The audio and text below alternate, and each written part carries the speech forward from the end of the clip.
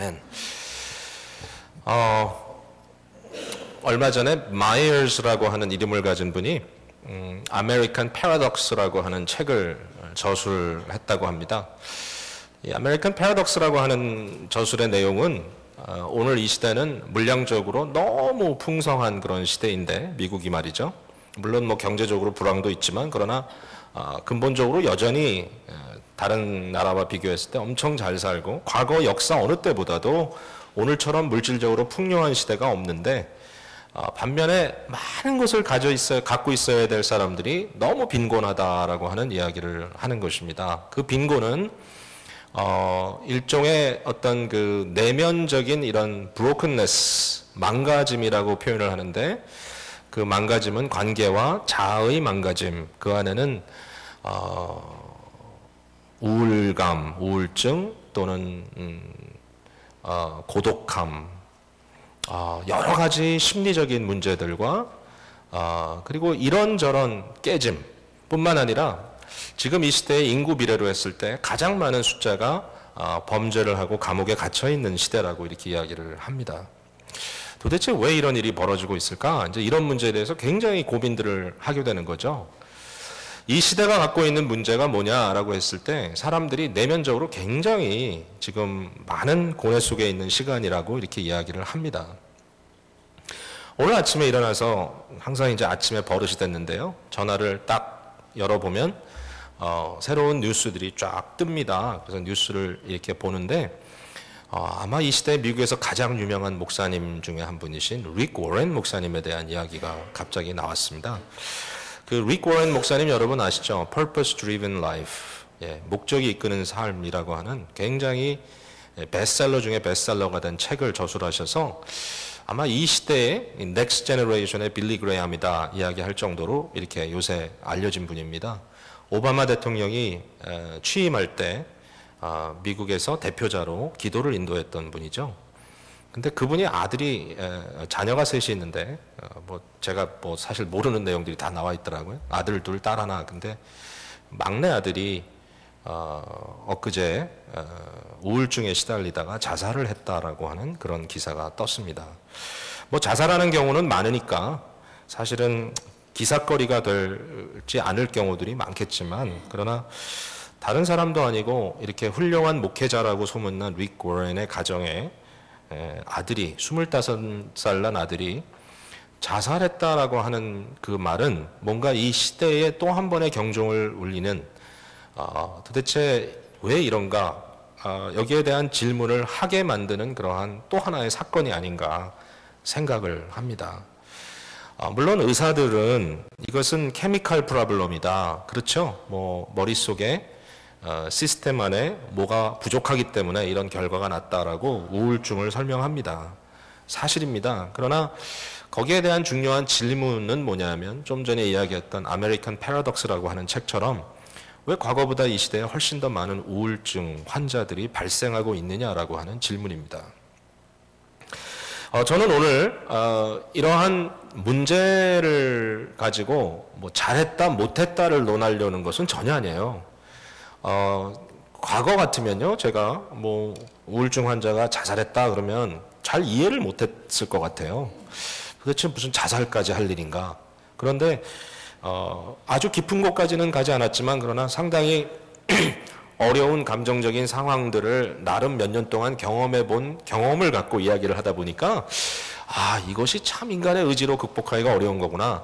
훨씬 더 많은 그런 일종의 동정감이라고 할까요? 그것을 이해할 수 있는 동감이 마음속에 있습니다.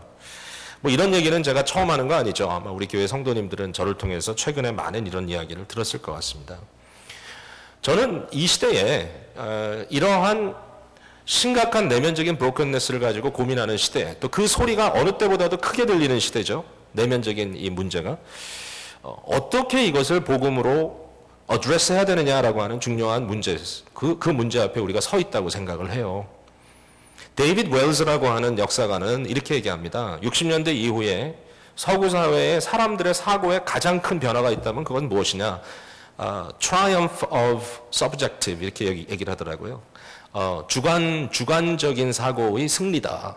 주관적인 사고의 승리다. 이제는 모든 인간으로서의 가장 깊은 의미를 내 스스로 안에서 찾아내고 내 감정 상태나 내 느낌에 따라서 하려고 한다. 결국은 이런 얘기를 하더라고요. 종교가 사이콜로지로 변했다. Religion, 사이콜로지로 변했다. 구원이 뭔가?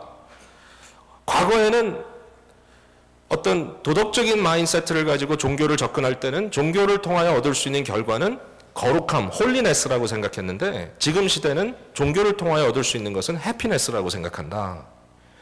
해피네스보다 홀리네스는 훨씬 더 큰 카테고리인데 그것을 통해서 우리는 인간의 본질적인 더 의미에 접근하고 있는데 그러나 오늘날 사람들의 마음은 너무나 자기 내면적인 감정 해소에 깊이 거기에 빠져 있다라고 이야기를 하는 겁니다. 이렇게 우울한 감정에 빠졌다라고 하는 것을 사람들과 이야기해보고 제 개인적으로도 경험을 부분적으로 해볼 때 이것은 마치 우리가 박스 안에 들어가 앉은 것 같아요. 나라고 하는 박스 속에 들어가서 헤쳐나오지 못해요. 그 우울한 감정이나 부정적인 감정이나 어두운 구름이 껴있는 그러한 상태에서 헤쳐나오지 못하고 거기에 계속 더 깊이 휘말려 들어가는 일종의 사이클 같이 빠져들어가고 있습니다. 제가 아는 어떤 분은 너무 힘들고 어렵다고 어떤 상황이냐고 거기에 대해서 설명을 하라 그랬더니 눈을 감을 때마다 내 자아가 지옥의 불에 지금 헐헐 타는 것 같은 것이 내 눈에 보인다. 얼마나 힘들겠습니까? 그러한 생각이. 근데 그것이 어떤 객관성에 의한 결론이라기보다는 그 속에 지금 빠져있는 자아 속에서 흘러나오고 있는 어떤 그 이펙트, 어떤 그러한 현상이라는 거죠. 이걸 갖고 좀 고민을 해봤어요. 물론 제가 오늘 여러분과 나누려고 하는 메시지가 이러한 주관적인 문제에 대한 100% 답이 된다고 생각할 수는 없겠지만 그러나 적어도 복음의 앵글에서 우리가 이것을 접근할 때 기독교의 독특성이 여기 나온다는 생각을 해봤어요. 여러분 한번 들어보십시오. 마음을 열고. 종교가 여러 가지가 있습니다. 물론 좀 파괴적인 잘못된 종교도 있지만 세상에는 상당히 유익한 종교들이 많아요. 근데 그러한 종교 중에는 많은 종교는 사람을 내향화시키는 종교가 참 많습니다. 불교가 대표적인 얘기겠죠. 사람을 자기 안으로 끌고 들어갑니다. 결국 자기를 비워내는 연습을 하는 것이고 결국 자기의 모든 욕망을 잠재우는 단계까지 깊이 들어갑니다. 묵상합니다. 자기 속으로 계속 들어가서 뭔가 그 안에 어떤 변화를 일으키고 구원을 일으켜보려고 하는 그러한 의지를 발휘하는 그러한 종교라고 말할 수 있겠죠. 뿐만 아니라 자기에게 집착하는 종교가 많습니다. 자기 성취, 내 안에 있는 나의 어떤 가능성을 성취해보겠다라고 하는 종교, 뭐 긍정적인 사고도 거기에 들어가겠죠. 이러한 자기중심적인, 자아중심적인 내면화된 종교가 굉장히 많습니다. 자, 그러면 기독교는 뭔가? 여러분, 기독교의 스타팅 포인트, 출발점은 어딘가 하면요, 우리 안에 구원이 없다라는 거예요.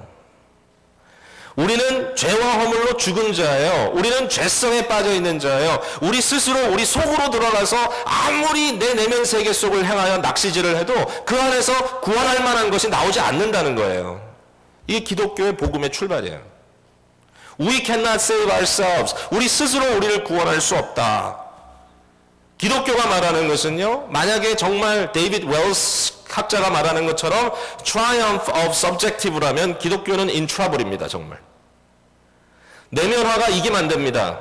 다른 것이 이겨야 됩니다. 그 다른 것이 뭘까요? 바로 외향화된 신앙 체계입니다. 이 외향화라는 말은 뭐냐면요, 나에게 집착되고 나의 어떤 성취 욕구에 따라서 내가 지금 거기에 모든 초점을 맞추는 것이 아니라 내 밖에서 나를 향하여 부르시는 창조주의 목적을 따라가는 거라는 것이죠. 문제가 있습니다, 분명히. 그러나 답이 여기 있는 것이 아니라 저기 있다는 겁니다. 객관적인 존재이신 하나님께서 나를 객관화시키셔서 나를 향하여 역사하시는 그 역사 속에 내가 들어가는 것이죠. 기독교 신앙을 이해하기 위해 가장 중요한 단어가 있다면 그것은 관계입니다. 나 홀로가 아닙니다. 사람들로부터 도망치는 것으로 끝나는 것이 아니죠. 아니죠. 사람들로 피하는 이유는 하나님께 다가가기 위해서 피하는 것이죠. 하나님께 다가갔던 사람은 다시 사람들에게 다가가야 되죠. 기독교의 사명이죠.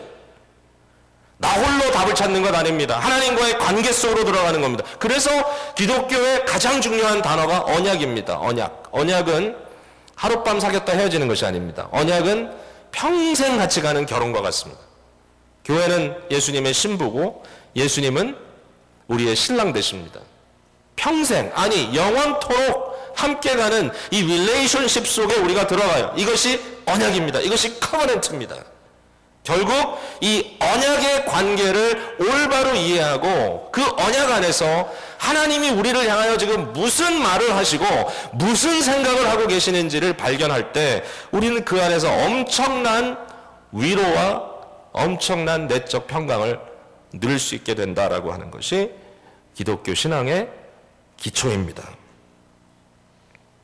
자, 저는 오늘 본문을 통해서 우리를 조금 객관화하는 작업을 했으면 좋겠다 생각이 들어요. 정말 이게 감정적으로 이렇게 몰입되니까요. 사실 그게 뭐 필요할 때도 있겠죠. 어떨 때는 몰입되는 것도 필요한데, 이렇게 좀 헤쳐나오는 방법, 그러니까 내 스스로 어떤 감당할 수 없는 어떤 딱 부딪힘 속에서 이걸 어떻게 헤쳐나올까 고민을 할 때, 하나님께서 나 자신을 객관화시키고 실제화시키는 그런 작업을 하도록 하실 때, 하나님은 리얼하고 나보다 더 훨씬 리얼하신 분이 하나님이시잖아요. 그 하나님의 실제성 속에 나라고 하는 존재를 하나님이 인정하시고 나는 아무것도 아닌 게 아니야. 나를 보고 너는 있다 뿐만 아니라 내가 너를 사랑한다. 너는 나에게 의미가 있다. 너는 내게 썸띵이다라고 얘기하시는 그것을 내가 이해하고 받아들일 때 길이 열리더라고요. 오늘 이 시간에 여러분의 마음속에 그 길이 좀 활짝 열렸으면 좋겠습니다. 뭐 이미 열려 계시리라 생각하지만요. 자, 오늘 본문은요, 이런 객관성의 복음을 얘기하는데 여기에 가장 중요한 키는 바로 칭의의 신앙입니다. 칭의라고 하는 원리죠. 이걸 제가 이제 설명해 드릴게요. 뭐 너무나 잘 아는 거죠. 믿음으로, 오직 믿음으로 의롭다 하심을 받는다. 그래서 이 믿음으로 의롭다 하심을 받은 사람에게 나타나는 두 가지의 결과가 있는데, 하나는 하나님과의 화평을 누리는 것이고, 두 번째는 하나님께서 우리 안에 이루실 소망을 가지고 기뻐한다. 이 두 가지가 1절과 2절에 등장하고 있는 내용입니다. 자, 한번 보겠습니다. 이신칭의, 오직 믿음으로, 믿음이 있어서 의롭다 칭함을 받는다라고 하는 것은 아마 기독교의 가장 중요한 교리 중에 하나가 아닌가 생각합니다. 영적인 원리입니다. 16세기 종교개혁자들이 이것을 부르짖고 나왔는데요. 이것은 바울 사도의 재발견이고 어거스틴의 신학의 재발견이라고 이렇게 이야기를 합니다. 물론 이것은 신약성경 자체의 재발견이라고 이야기해도 될 것입니다. Justification by faith alone, 오직 믿음으로 justification, 의롭다 한다는 칭함을 받는다. 의롭다 하는 칭함을 받는다. 여기 5장에 나오죠. 1절에 그러므로 우리가 믿음으로 의롭다 하심을 받았으니, 이게 조건입니다. 2절 또한 그로 말미암아, 그리스도로 말미암아 우리가 믿음으로 서 있는 이 은혜에 들어감을 얻었으며, 이것도 역시 칭의의 은혜 안에 우리가 들어갔다라고 하는 말씀입니다. 여러분, 어떻게 해서 우리가 의롭다 하는 칭함을 받았을까요? 오직 믿음으로 받는다 했는데 그 믿음의 의미를 조금 접어두고 일단 칭의 자체를 생각해 봅시다. 여러분, 우리는 스스로 의로운 자가 아닙니다. 의로울 수가 없습니다. 우리 속에 의로움을 만들어낼 수 없어요. 우리에게는 죄에 대한 문제가 심각합니다. 뿐만 아니라 의가 결여되어 있습니다. 더블 트러블이에요. 예수님이 이 땅에 오셨습니다. 하나님께서 구원을 계획하셨죠? 만세전에 저와 여러분을 위해서 구원 계획하신 거예요. 그리고 예수님을 이 땅에 보내주셨는데, 그 예수님은 어떤 존재인가 하면요, 예수님이라고 하는 분은 구원의 유일한 방편입니다. 그는 죄 속에 빠져있는 인간이 아니라 온전한 인간으로 이 세상에 오셨다는 거죠. 그게 말씀이죠. 근데 그분께서 이 세상에서 살아주셨던 모든 내용은 자기 자신을 위해서 하신 것이 아니라 하나님께서 택하여 구원하기로 작정한 모든 사람들을 위해서 하셨다는 겁니다. 저와 여러분입니다. 예수님의 사심은 우리를 위해 사셨습니다. 어떻게 사셨습니까? 우리가 할 수 없는 순종을 온전히 하나님께 드렸습니다. 100% 완벽한 순종을 하나님께 드리는 완벽한 성취의 삶이었어요. 예수님은 죄가 없습니다. 예수님은 범죄하지 않으셨습니다. 예수님은 오직 그의 순수한 믿음으로 아버지의 요구를 100% 만족시키셨습니다. 인간이 도저히 할 수 없는 일입니다. 오직 완벽한 인간만이 할 수 있는 그 일을 예수님께서 해주셨습니다.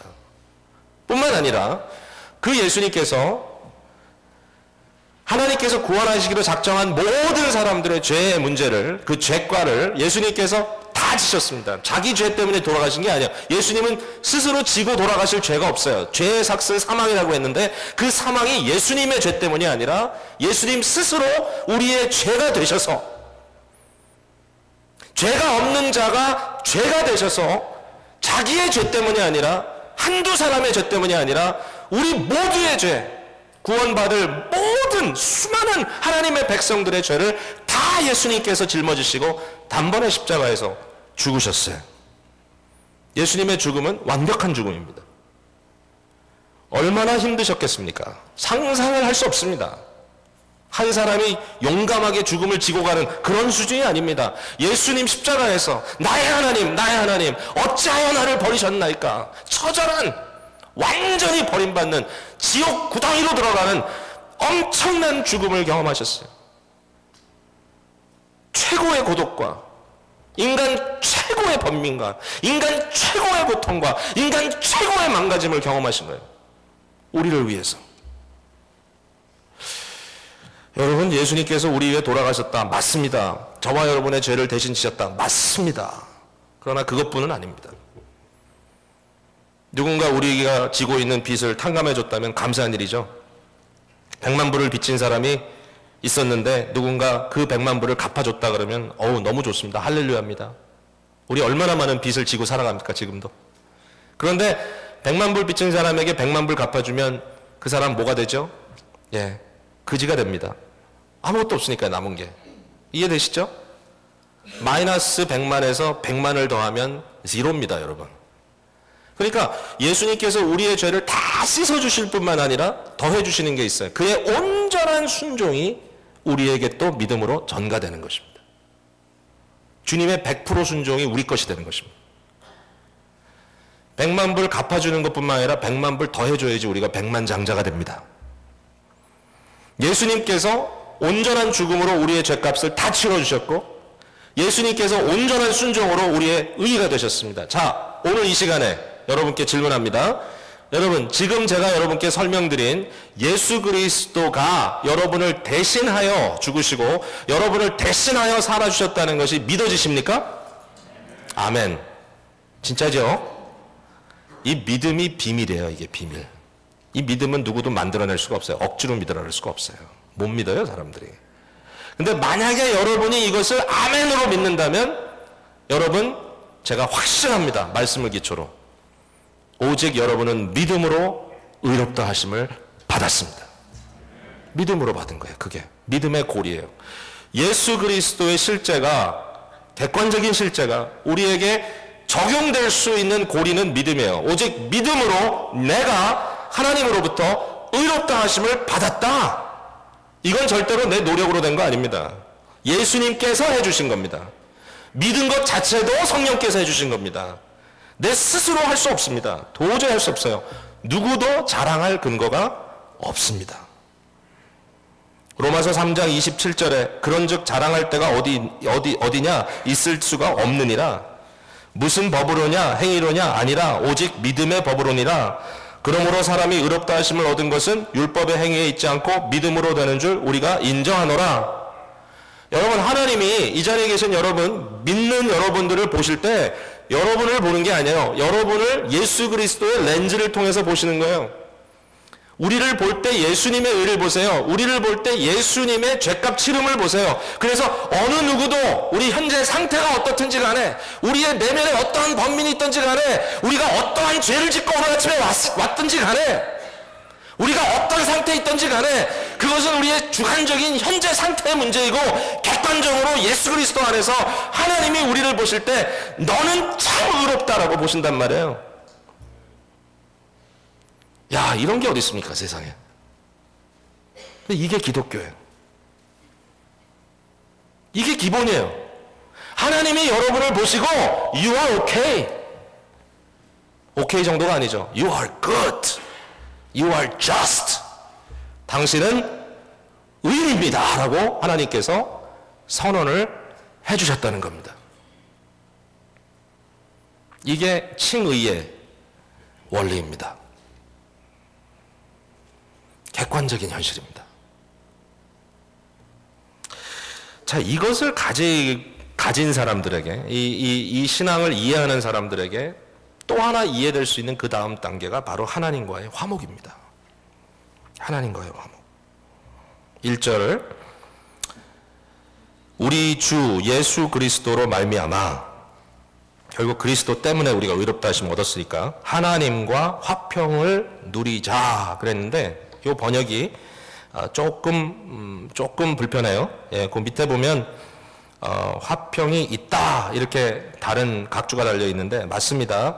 여기 화평이라는 것은 훨씬 더 적극적인 표현입니다. 단순히 우리 안에 어떤 평강이 있다, 내 내면에 좀 안정감이 있다, 이런 말이 전혀 아니에요. 이 말은 내가 어떤 평화를 누린다, 뭐 내 속이 평안해. 우리 그런 찬송 많이 부르잖아요.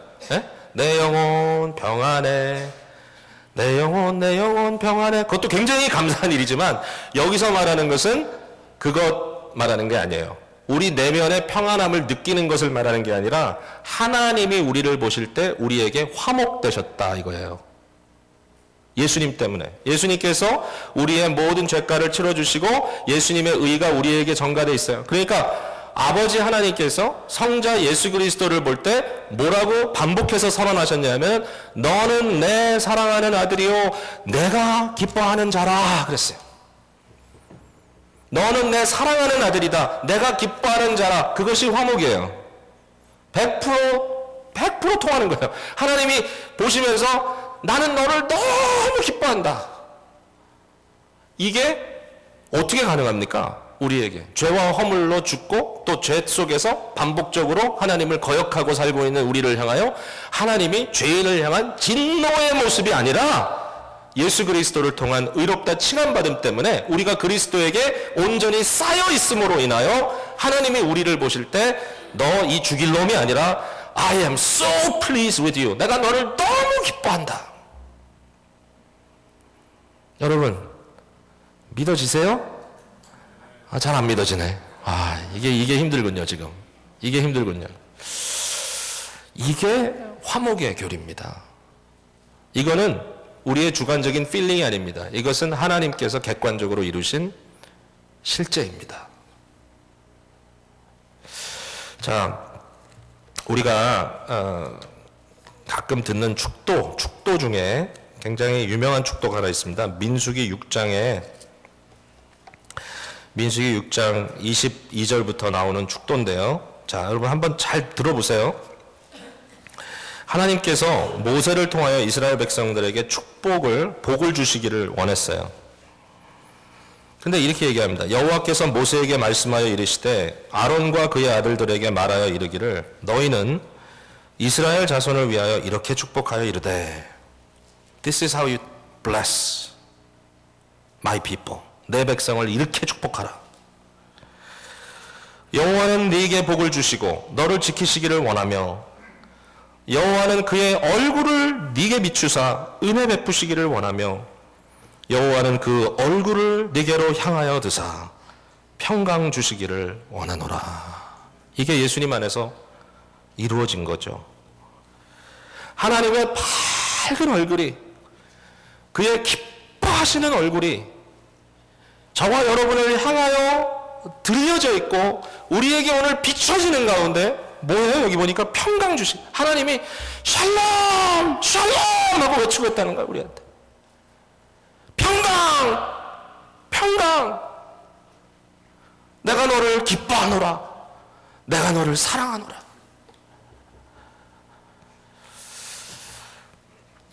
이 자리에 계신 분들이 혹시 모르겠어요. 대부분 그런 생각을 하고 계신지 모르지만 앞에서 설교하는 목사는 조금 좀 특별하다고 생각하지 않으세요?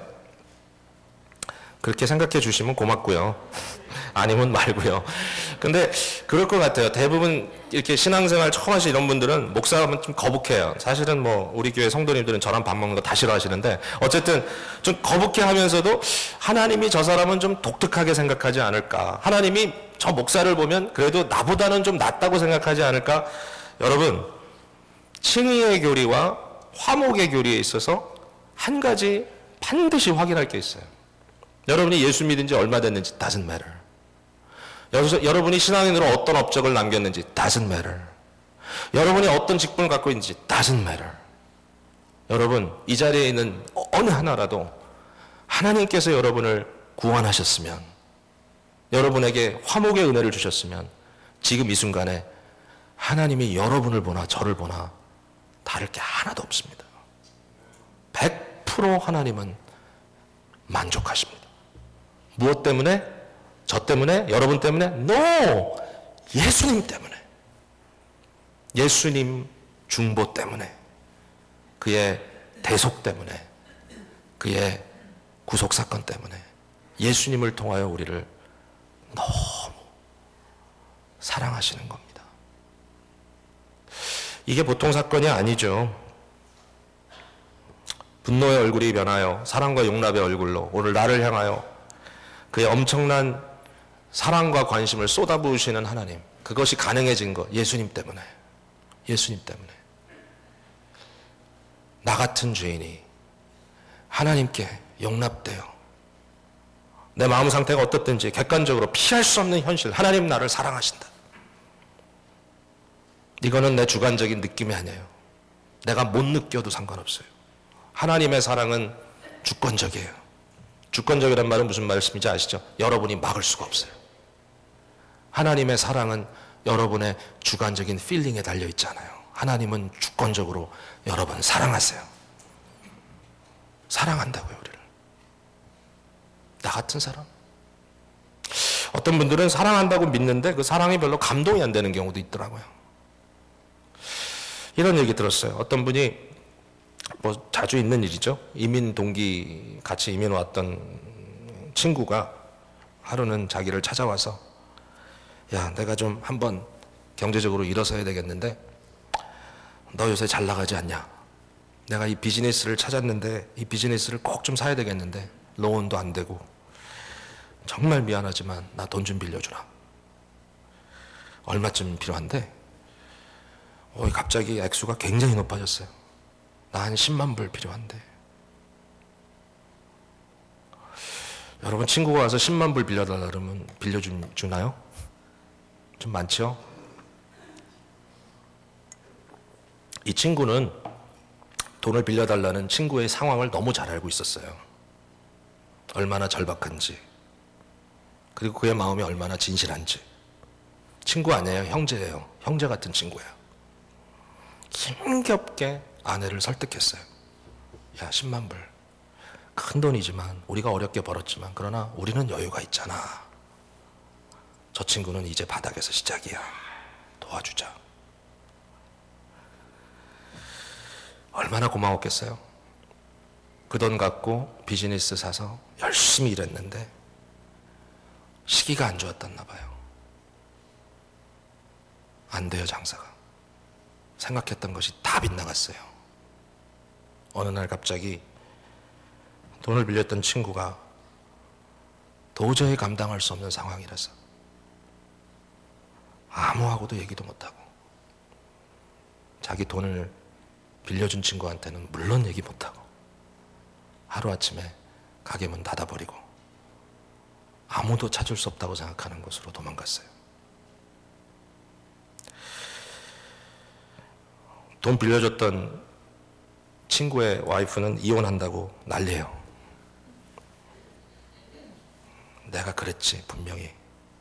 돈 빌려주지 말자고. 아무리 친구라도 돈이나 부인은 빌려주는 게 아니야.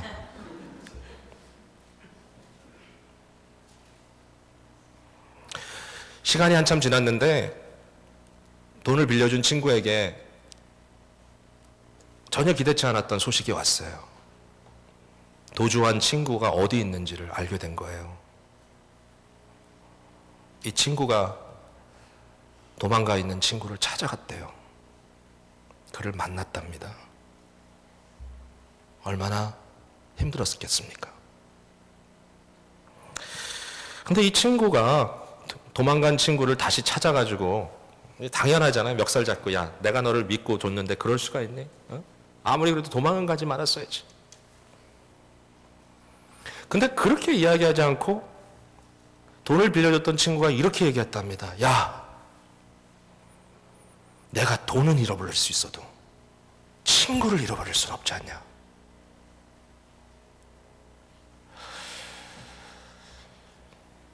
자, 이때쯤 되면 사람들이 의심하기 시작합니다. 저한테. 그거 진짜 있던 얘기 아니죠? 앞에 부분까지는 그럴싸한데 끝에 가서 야, 돈을 잃어버려도 친구를 잃어버릴 수 없지 않니? 근데 그 돈은 잃어버려도 친구를 잃어버릴 수 없지 않니? 라는 말이 굉장히 감동적으로 들리는 액수가 10,000불 정도더라고요. 그러니까 5,000불까지는 저 우정 10,000불까지만 좀 힘이 들지만 그래도 그럴 수 있겠구나. 근데 갑자기 100,000불 단위로 올라가니까 쌩 거짓말이다 이거는.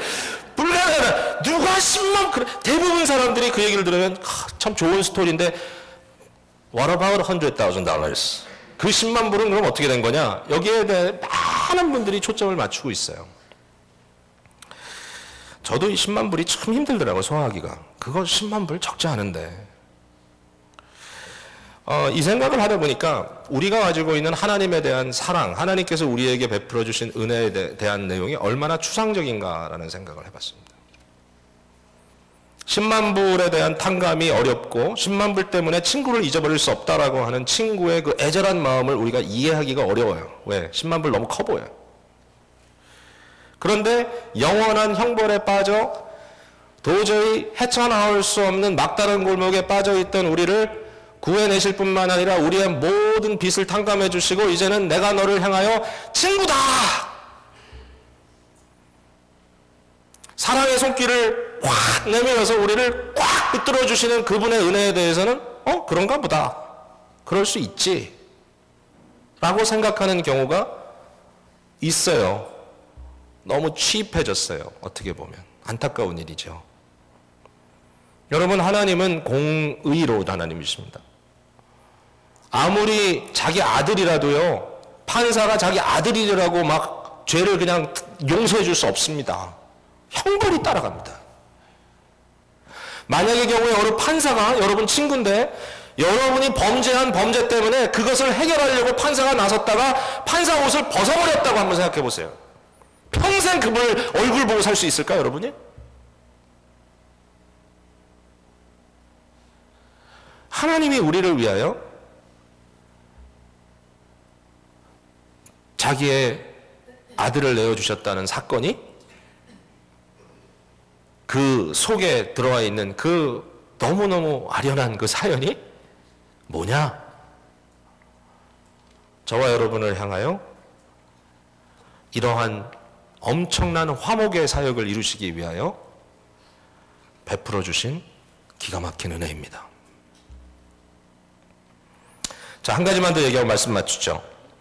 자, 이러한 칭의의 은혜를 통하여 우리가 누리는 게 뭘까요? 2절에 또한 그로 말미암아 우리가 믿음으로 서 있는 이 은혜에 들어감을 얻었으며 하나님의 영광을 바라고 즐거워하느니라. 우리가 칭의의 은혜를 얻었더니 하나님의 영광을 바라고 즐거워한다 그랬어요. 하나님의 영광은 믿는 자, 주를 사랑하는 자에게 끝끝내 이루어 주실 하나님의 구원 그 역사의 결말입니다. 미리 하신 자를 택하시고 택한 자를 아들로 삼으시고 뭐 등등 내용이나 그를 의롭다 칭하시고 의롭다 칭하신 자를 영화롭게 하셨느니라.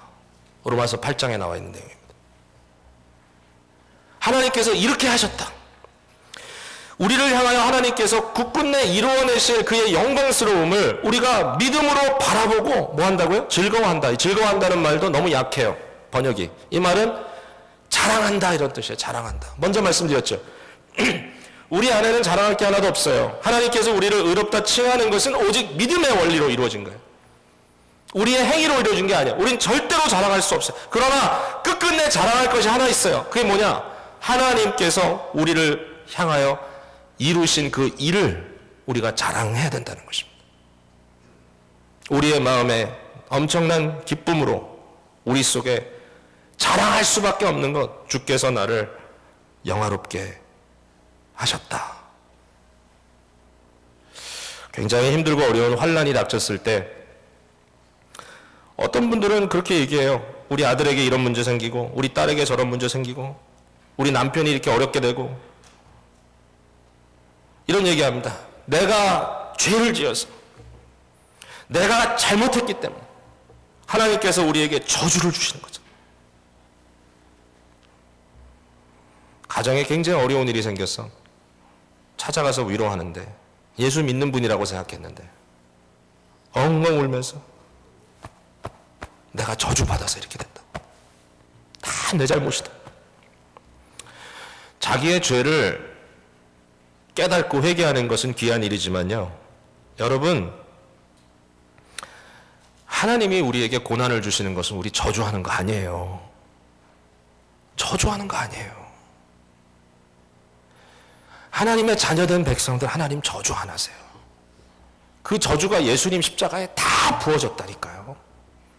남은 저주가 없어요. 저주 아니에요. 우리가 이해할 수 없는 미스테리이지만 그러나 그 안에는 하나님의 선한 사랑이 숨겨져 있어요. 저주 아니에요. 마음에 아픈 내가 저주거리가 돼버렸나 의심 다 버리세요. 바울 사도가 얘기합니다. 다만 이뿐 아니라 3절에 우리가 환난 중에도 즐거워하는 이는 환난은 인내를, 인내는 연단은, 연단은 소망을 이루는 줄은 알미로다. 소망이 우리를 부끄럽게 하지 아니함은 우리에게 주신 성령으로 말미암아 하나님의 사랑이 우리 마음에 부은 바 됨이니. 환난과 고통이 있습니까? 여러분, 여기 보니까 환난 중에도 자랑한다 그랬습니다. 환난 중에도 자랑한다. 무엇을? 우리 안에 주신 소망 때문에 하나님께서 하시는 일을 자랑한다는 것입니다. 사랑하는 성도 여러분, 이러한 자랑의 기쁨과 즐거움이 여러분의 마음속을 가득 채우게 되시기를 주님의 이름으로 축복합니다. 기도하겠습니다.